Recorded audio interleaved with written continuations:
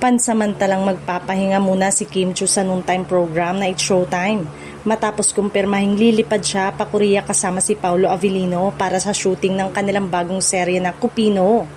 Marami agad ang na-excite lalo na ang mga fans ng tambalang Kim Pao dahil eto na umano ang isa sa pinakamalaking proyekto ng dalawa ngayong taon. Ayon sa mga lumalabas na ulat, bahagi ng serye ay kukunan mismo sa South Korea upang mas maging makatotohanan ng istorya. Tatalakayin sa Kupino ang buhay at pinagdaanan ng mga batang may dugong Korean at Pilipino, bagay na inaasahang magbibigay ng mas emosyonal at makabuluhang kwento sa viewers. Hindi naman lingid sa publiko ang magandang chemistry ni Kim at Paolo, kaya naman marami ang naniniwalang panibagong hit project na naman ito para sa kanilang tandem. Sa bawat proyekto kasi ng dalawa, palaging pinag-uusapan online ang kanilang natural na acting at kilig moments na talaga namang inaabangan ng kanilang supporters.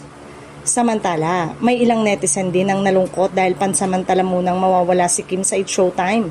Isa kasi siya sa mga inaabangang host ng programa dahil sa kanyang pagiging energetic at good vibes tuwing tanghali. Gayunpaman, suportado pa rin siya ng mga fans at co-host para sa bagong oportunidad na ito. Bukod sa South Korea location, inaasahan din mas cinematic at mas malaki ang production value ng serye dahil sa international setup nito. Marami rin ang curious kung ano ang magiging role ni Kim at Paolo at kung paano nila bibigyang buhay ang kwento ng Kupino.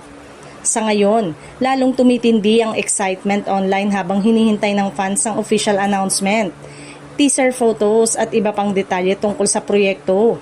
Sigurado namang marami ang nakaabang sa muling pagtatambal ni Kim Chiu at Paolo Avellino sa isang seryeng puno ng emosyon, drama at kilig.